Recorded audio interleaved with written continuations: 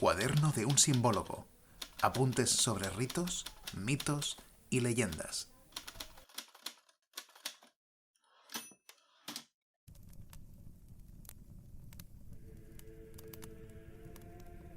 Queridos simbólogos, queridísima familia de este cuaderno, ¿cómo estáis? Espero que os encontréis tan bien como yo, porque ya os lo he dicho muchas veces, cuando me siento en este lugar, cuando se prende la llama que inicia ese fuego que ahora nos acompaña, este fuego crepitante, y el café está ya servido, preparado, pues uno se siente realmente encantado. Y más si es para tratar con vosotros de estas cuestiones que tanto nos apasionan, las cuestiones simbólicas. Y en esta página del cuaderno, el número 13, es el capítulo número 13, el que ahora estamos escribiendo juntos, pues me ha dado pie simplemente por una conexión directa con el número, de hablar de la tríada y hablar del número 3, lo cual nos permitirá en algún momento hablar también del número 13, es decir, de ese paso más allá del 12, y que tiene un simbolismo profundamente sofisticado, pero que antes de hablar de todo eso, antes de llegar al 12, al 24, antes de llegar al número 10, que es realmente importante, creo que el número 3 es algo prioritario. Antes de entrar en todo eso, el 3 y todos los simbolismos y todas las maneras de abordar el sentido del número 3, conviene abordarlas en primer lugar, antes de hablar de otras cosas. Porque al final del 1 ya hemos hablado, porque hemos traído ya a las páginas de este cuaderno la idea del centro. De la dualidad, sin querer, estamos hablando constantemente, porque todo trata al final de dos realidades que están aparentemente opuestas y que tienen que reencontrarse. Pues bien, ese espacio, ese vínculo, esa relación entre ambas partes, es el número 3. Eso y muchas otras cosas, claro. Pero por ahí va el sentido del número 3. Esta forma de hablar de los números, sobra decirlo, es absolutamente pitagórica. Y es que en esa escuela fundada por el misteriosísimo Pitágoras, Pitágoras de Samos, del que no sabemos mucho y todo cuanto podemos saber es legendario y ya está bien. Es así como debe ser. No hay que pretender buscar una biografía histórica de Pitágoras porque el personaje se nos escurre entre los dedos.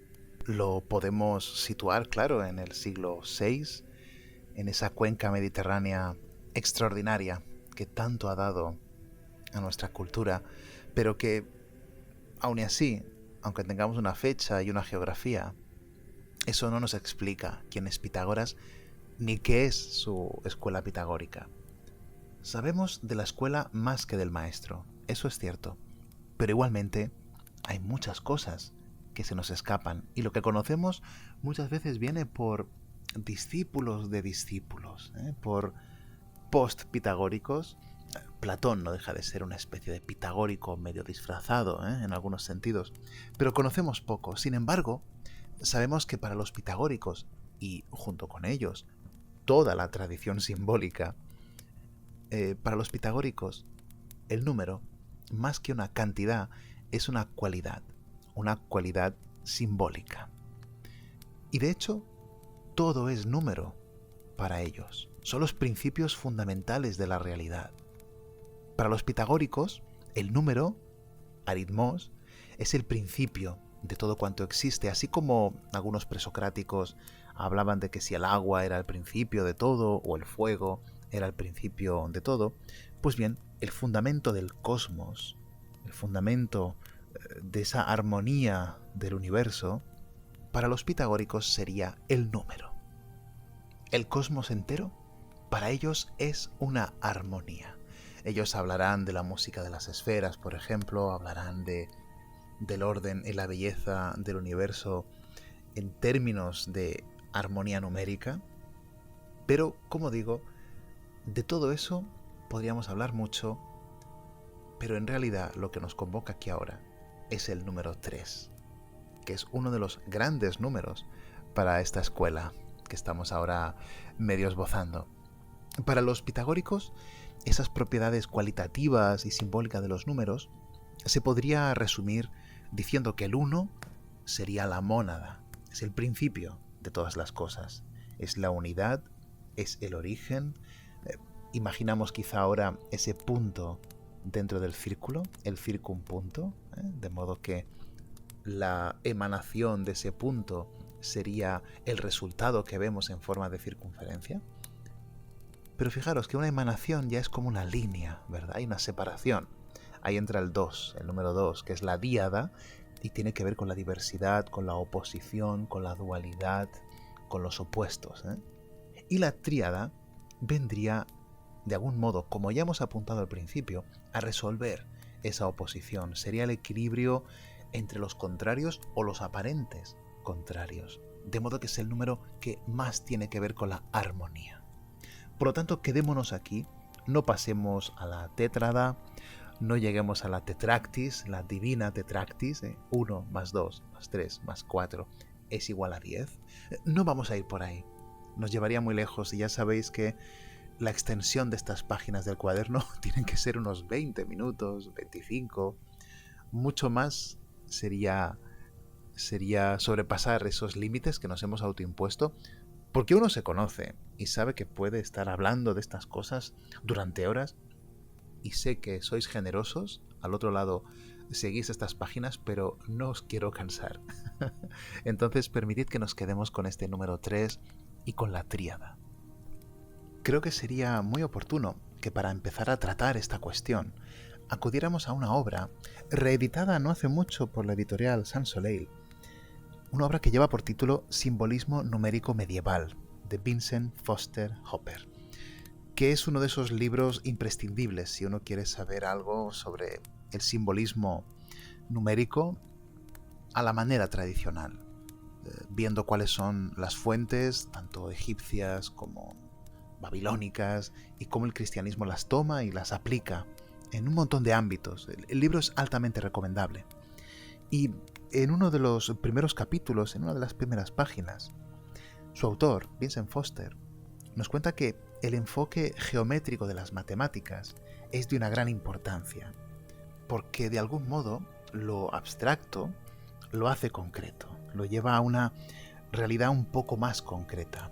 Podemos ver el número, podemos ver de alguna forma eso que es abstracto. Y esto me recuerda a una conversación que tuve hace algún tiempo con un familiar, donde hablábamos de la idea de Dios y que él decía que no creía en él porque solo creía en lo que podía ver. Y yo le pregunté justamente si creía en los números, si creía, por ejemplo, en el número 3. Y él me dijo que sí. Y yo le decía, pero tú no puedes ver el 3. ¿Cómo que no? Mira, entonces me hace un dibujo así con el dedo en el mantel de la mesa donde estábamos comiendo. Y le dije, no, eso no es el 3.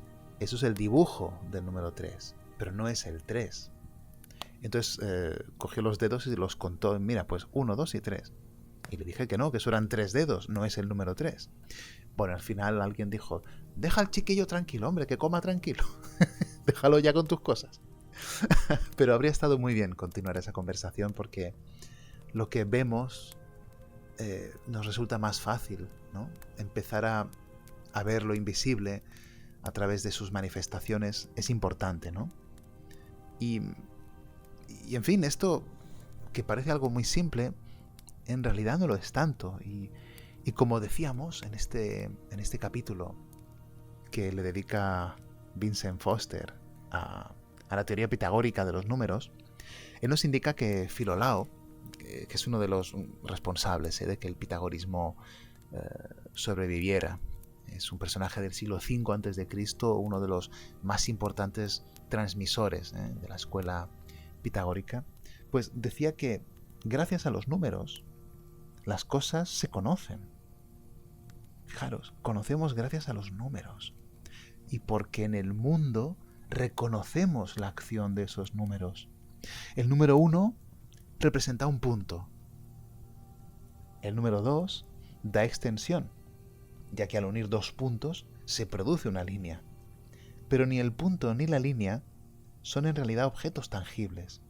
La tríada, sin embargo, está representada por el triángulo, que es la primera figura plana y por tanto el primer número real. Esto es muy interesante. La tríada, el triángulo, el 3, la geometría, como una forma de comenzar a entender el mundo de una manera un poco más concreta. Os aseguro que si me hubieran enseñado así las matemáticas, no habría suspendido sistemáticamente esa asignatura desde que empecé la secundaria. Nos las explican muy mal. Sinceramente, lo siento si hay profesores de matemáticas al otro lado escuchando esto, pero es que se explica muy mal. No sé cómo estará ahora ese asunto, pero lo cierto es que no eran capaces, al menos aquellos profesores, ¿no?, de finales de los 90, principios de los 2000 incluso, no eran capaces, todos los que conocí no fueron capaces de levantar el interés, el entusiasmo, de hacer que quisiéramos aprender matemáticas. Para mí ha sido ahora, en los últimos años, y a partir del estudio de la simbología, y a partir de extensas conversaciones con mi amigo Ignacio, que es astrofísico y matemático, y quien me ha enseñado caminos para llegar a las matemáticas que yo no podía ni imaginar. Y al final estamos hablando de lenguaje, de un lenguaje universal. Las matemáticas son profundamente simbólicas. Pero como digo, no se nos han enseñado así. Y eso es realmente un problema. Pero bien, continuemos porque estábamos ya trayendo la imagen del triángulo, de esa figura que es en realidad el polígono con el menor número de lados posible. Es la primera figura geométrica poligonal y es muy especial. En simbología es una de las figuras clave. Todos los triángulos, de hecho, debido a los 3 vértices y a sus 3 lados, representan, claro, el número idea 3, pero no todos los triángulos son iguales. Y además se pueden considerar de 3 modos distintos. Vamos a ver cómo lo explica Jaime Bohigas en un libro maravilloso que se llama La Divina Geometría. Él subtitula este libro como Un viaje iniciático a la geometría sagrada al alcance de todos. Y es cierto, es un libro profundo, pero que se nota que tiene una vocación de divulgación, de alta divulgación como base. Entonces vamos a ver lo que nos dice Jaime Bohigas en esta obrita. Bueno, obrita no, es bastante extensa, tiene unas... vamos a ver... sí, tiene más de 300 páginas. Es un libro muy recomendable, en serio. Pero sin más paso a leeros lo que dice el autor sobre los triángulos, sobre las diferentes formas de considerarlos. La primera es como manifestación de la unidad en su estado tripartito, cuya manifestación visual es el triángulo equilátero, y las formas asociadas sería 3, que es igual a 1 más 1 más 1. La segunda forma es entenderlo como una manifestación de la paridad, que genera un tercer elemento, cuya manifestación visual es el triángulo isósceles, aquel que tiene 2 lados iguales y uno diferente, como sabemos. En este caso, dice Bohigas, el tercer elemento es el logos, representante de la relación y diferente en esencia. 3 es igual a 2 más 1, en este caso. Y como una última forma de ver, nos propone Bohigas que se puede entender como una manifestación de la dualidad. El triángulo como manifestación de la dualidad, que reúne a 2 opuestos diferentes entre sí, cuya manifestación visual es el triángulo rectángulo.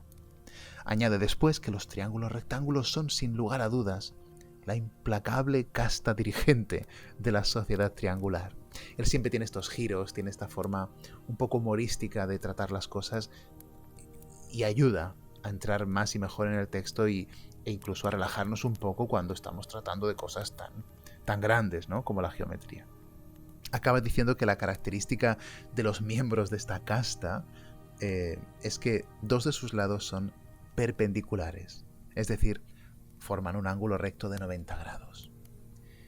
Y aquí podríamos empezar a desarrollar toda una serie de reflexiones en torno al teorema de Pitágoras, al vínculo que tiene ese triángulo rectángulo de proporción 3, 4, 5 con la masonería, pero insisto, debemos frenarnos para explicar otras cosas que también son de valor. Como estamos viendo, el triángulo es la imagen geométrica más adecuada para hablarnos del ternario. ¿Y qué es esto del ternario? Lo explica muy bien Juan Eduardo Cirlot en su Diccionario de los Símbolos. Algún día convendría hablar de este hombre y de su diccionario, pero quizá valdría más la pena hacerlo entrevistando a quienes saben y entienden muy bien la obra de este gran poeta. Nosotros diremos simplemente que, acudiendo a su diccionario, leemos lo siguiente. Fijaros. El ternario, dice Cirlot, es indudable que en la idea humana viva, la idea viva de la humanidad, del tres y del ternario, entra la experiencia multisecular de lo biológico. Dice, a la existencia de los dos, padre y madre, sigue casi inevitablemente la del tres, hijo. Por ello dice Lao Tse, y aquí lo cita Juan Eduardo Cirlot, el uno engendra el dos engendra el tres engendra todas las cosas. Por ello el 3 tiene poder resolutivo del conflicto, el conflicto que supone el dualismo. En esta idea, insiste Juan Eduardo Cirlot, podéis leerlo perfectamente en su maravilloso diccionario de los símbolos. Por lo tanto, ternario, tríada, y alguien diría, Trinidad, cuidado, vamos a matizar. Este capítulo, que son una serie de reflexiones y apreciaciones sobre el número 3, la idea 3, el símbolo 3 y sus formas de expresión, nos invita a pararnos un momento y revisar este asunto de la Trinidad para ponerla junto con la idea de la tríada, que no es exactamente lo mismo. De hecho, no tienen nada que ver, salvo que el número 3 juega un papel importante como fundamento del desarrollo que ahora haremos, pero son cosas distintas. El mejor autor para entender esto de la tríada, o mejor dicho, la gran tríada, es nuevamente nuestro metafísico de cabecera, el autor franco-egipcio René Guénon, que nos explica en un libro maravilloso que se titula justamente así, La Gran Tríada, lo siguiente. La Gran Tríada, por cierto, que es cielo, tierra, hombre. Es decir, la portada original de esta obra es muy evidente. Guénon solicita que se ponga en la portada el ideograma chino Wang, donde hay una, para que os hagáis la idea, es una línea horizontal superior, una línea horizontal inferior, unidas por un eje vertical y en medio del eje una muesca, también horizontal más pequeñita. Eso lo llamamos Wang, que quiere decir hombre, hombre en mayúscula, el hombre verdadero, el hombre que es hijo del cielo y de la tierra. Dice Guénon al respecto que la tríada, al menos en el extremo oriente, dice que es una de esas formas que tienen los ternarios de manifestarse. ¿Cómo? Pues estos ternarios estarían formados de dos términos complementarios y de un tercer término que es el producto de la unión de esos dos primeros, o al menos un resultado de su acción y reacción recíproca. Así pues, de una manera general, dice Guénon, si se toman como símbolos imágenes que vengan del dominio humano, los tres términos de un tal ternario podrían ser representados como padre, madre e hijo, que es justo lo que nos recordaba Juan Eduardo Cirlot, que está bebiendo en efecto de Guénon y de otros maestros, de los que hablaremos algún día, en particular de un etnomusicólogo alemán, Marius Schneider, que es quien le transmite en gran medida el conocimiento de la simbología tradicional. Pero continuamos con Guénon. Dice, ahora bien, es manifiestamente imposible hacer corresponder estos tres términos a los de la Trinidad cristiana. ¿Y por qué no?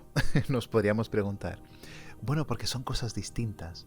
Aquí no es que se junten el Padre y el Hijo y salga el Espíritu Santo o cualquiera de las otras manifestaciones.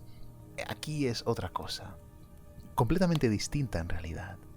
Y Guénon, insisto, en varios puntos, distingue muy cuidadosamente entre la Trinidad, que tiene siempre un sentido no solo teológico, sino metafísico, es decir, esotérico, y lo distingue muy bien de la tríada, que tiene más que ver con la manifestación. Es otra cosa, es otro nivel.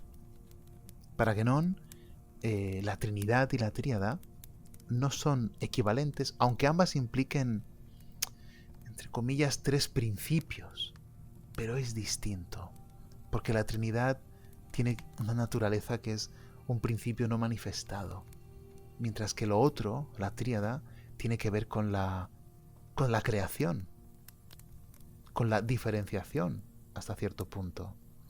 Si uno quiere, puede ser el reflejo de la Trinidad en el mundo manifestado. Bueno, podríamos llegar a decirlo. Pero cuidado con confundirlo, ¿eh?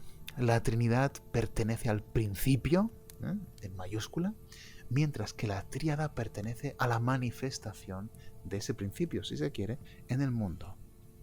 Por lo tanto, la Trinidad, lo principal, es algo, por así decirlo, de orden metafísico, donde no hay partes, sino distinciones de aspecto dentro de la misma unidad en mayúscula. Padre, Hijo y Espíritu Santo expresarían tres relaciones internas de la esencia divina, pero no tres elementos. No tres elementos. Y esto que estamos encontrando muy rápidamente aquí en el cristianismo católico, por ejemplo, con la idea de la Trinidad, quizás se encuentra también en otras latitudes. Seguramente los tres aspectos de Brahman no son tres entidades separadas. Ser, conciencia y beatitud no son cuestiones separadas. Ni una viene de la otra, ni la otra de la una, la otra engendra no sé qué. No. Es otra cosa. No tiene que ver con la gran tríada que hemos dicho antes: cielo, tierra, ser humano. Por lo tanto, Guénon insiste en que la Trinidad no implica realmente una multiplicidad, porque en principio es uno. Pero claro, en su infinita fecundidad contiene en sí la posibilidad de los tres aspectos fundamentales del ser. Eso sí, mientras que la tríada es otra cosa. Insisto, tiene que ver con lo manifestado. Por ejemplo, Padre, Madre, Hijo. Cielo, tierra, hombre. Tesis, antítesis, síntesis, por ejemplo. Así pues, en todas estas tríadas, el tercer término es eso, es la síntesis, o si queréis, la reconciliación o el producto de los dos primeros. Por lo tanto, tiene que ver con la mediación. Ese tercer término, ese número 3, tiene que ver con la mediación de las polaridades.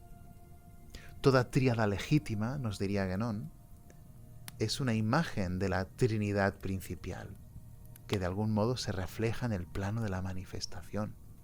Y entonces aquí ahora sí podríamos empezar a buscar tríadas y explorarlas y ver de qué nos hablan. Por ejemplo, podríamos ir a las imágenes que tenemos de las moiras, por ejemplo, y ver qué hacen. Una tiene el ovillo de lana, la otra tira del hilo y la otra corta el hilo, por ejemplo. Podríamos buscar las furias, las tres furias. ¿Por qué son tres, no? Podríamos ir a buscar un montón de ejemplos más. Eso sería un ejercicio fantástico. Buscar ejemplos que nos lleven a preguntarnos qué estamos viendo exactamente ahí. Cómo está jugando en nuestra alma el número 3, cuando vemos, por ejemplo, que hay 3 reyes magos, cuando vemos que los hijos de Noé, pues son 3 también. Incluso en el ámbito folclórico, popular, en el mundo de los cuentos, ¿por qué no preguntarse por qué son 3 los cerditos? O qué sé yo. O por qué siempre decimos a la 1, a las 2 y a las 3.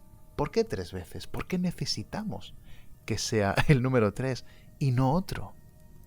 Estas son preguntas que un simbólogo debe hacerse, evidentemente. En definitiva, id a buscar esto donde queráis. Si preferís casos más nobles, más solemnes de las escrituras, también, claro, por supuesto, os podéis preguntar por qué Jonás está 3 días en el vientre de la ballena, porque Cristo resucita al tercer día, porque Dios se le manifiesta bajo 3 ángeles, 3 formas al patriarca Abraham. Podéis preguntaros por qué el Señor llama a Samuel 3 veces, por qué Elías le devuelve la vida al niño aquel, ¿no? Tendiéndose sobre él 3 veces. ¿Qué sé yo? ¿Qué sé yo? Tenéis que buscarlo en todas partes. Y al final ir detectando la estructura de estos relatos, de estas imágenes. Y veréis que el 3 al final, como otros números, no hacen más que glosar al verbo divino, al verbo creador. Solo que el 3 tiene una forma, en mi modo de ver, absolutamente privilegiada. Así que sigamos formulando preguntas, continuemos la búsqueda y si encontramos respuestas, que es posible, ya veréis que aparecerán nuevas preguntas. De modo que esto no se acaba nunca. La simbología da todo lo que tú puedas darle. Si eres capaz de mirar al símbolo, preguntarle, prestar atención a lo que te dice, seguir prosperando y creciendo en estos caminos y volver a preguntarle y descubrir que la respuesta puede ser distinta porque tú eres distinto en ese momento, pues enseguida te darás cuenta de que esto no se acaba. Que mientras tú no te acabes, esto no se acaba. La pregunta es si este capítulo se va a acabar ahora. Eso sí, aquí dejamos por ahora este capítulo que no buscaba más que empezar a introducir reflexiones, apreciaciones sobre el número 3, la tríada, el triángulo, la Trinidad, para que empecemos a jugar. Para el que no tenga nociones sobre esto, que empiece a tenerlas. Y a partir de aquí, ancha es Castilla, como decimos por estos lares, y seguro que encontraréis muchas cosas nuevas. Nosotros por ahora nos despedimos ya. Estoy encantado de nuevo con este encuentro, ya lo sabéis, y hasta que nos encontremos de nuevo, os deseo que estéis muy bien, que tengáis mucha paz, mucha salud y que gocéis de toda la inspiración del mundo para continuar con éxito estos caminos nuestros de la simbología. Hasta pronto.